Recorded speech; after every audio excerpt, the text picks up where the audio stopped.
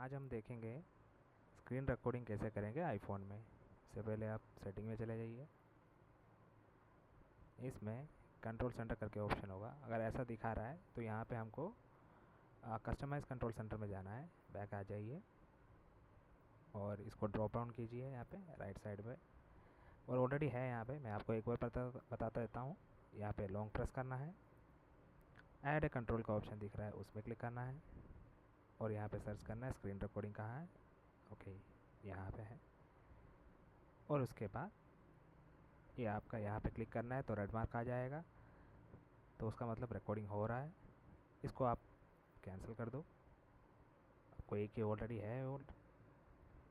सो ऐसे ही हम recording start कर सकते हैं।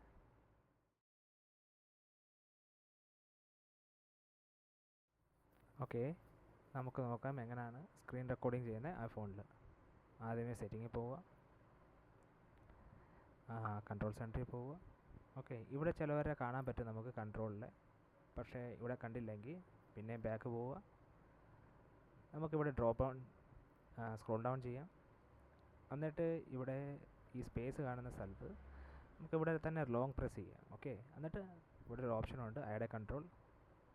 അവിടെ പോയിട്ട് ഇവിടെ സെർച്ച് ചെയ്യാം സ്ക്രീൻ റെക്കോർഡിംഗ്. പിന്നെ നമുക്ക് എന്തൊക്കെയാണ് ഇവിടെ കൺട്രോൾ സെൻറ്ററിൽ വേണ്ട എല്ലാം നമുക്ക് എടുക്കാം. ഇവിടെ നമുക്ക് ഇപ്പം നോക്കുന്നത് സ്ക്രീൻ റെക്കോർഡിംഗ് ആണ്. ഓക്കെ, സ്ക്രീൻ റെക്കോർഡിംഗ് ഇവിടെ ഉണ്ട്. എന്നിട്ട് ഇപ്പം രണ്ട് സ്ക്രീൻ റെക്കോർഡിംഗ് വേണ്ട, അതുകൊണ്ട് ഒന്ന് ഞാൻ ഡിലീറ്റ് ചെയ്ത് കളയാം.